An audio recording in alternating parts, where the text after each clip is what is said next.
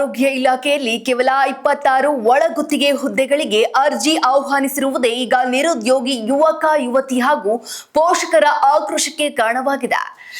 Pharmacy, nursing ಹಾಗೂ lab technician ಹುದ್ದೆಗಳಿಗಾಗಿ ಕೇವಲ ಬೆರಳೆಣಿಕೆಯಷ್ಟು ಪೋಸ್ಟ್ಗಳನ್ನ ಕರೆದಿರುವುದನ್ನು ಖಂಡಿಸಿ ಕೊಪ್ಪಳದ ಡಿಎಚ್ಒ ಕಚೇರಿ ಬಳಿ ನೂರಾರು ಯುವತಿಯರು ತಮ್ಮ ಪಾಲಕರು ಹಾಗೂ ಮಕ್ಕಳೊಂದಿಗೆ ಬಂದು ಕಣ್ಣೀರಿಟ್ಟು ಸರ್ಕಾರದ ವಿರುದ್ಧ ಆಕ್ರೋಶ ಹೊರಹಾಕಿದ್ದಾರೆ.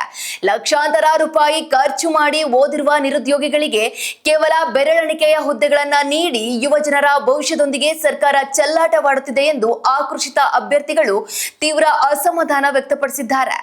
ಇನ್ನು ಉದ್ಯೋಗಕ್ಕಾಗಿ ಡಿಎಚ್ಒ ಕಚೇರಿ ಮುಂದೆ ನಿರುದ್ಯೋಗಿಗಳು ನಡೆಸಿರುವ ಈ ಪ್ರತಿಭಟನೆ ಸರ್ಕಾರದ ಬೇಜವಾಬ್ದಾರಿಗೆ ಹಿಡಿದ ಕನ್ನಡಿಯಾಗಿದೆ.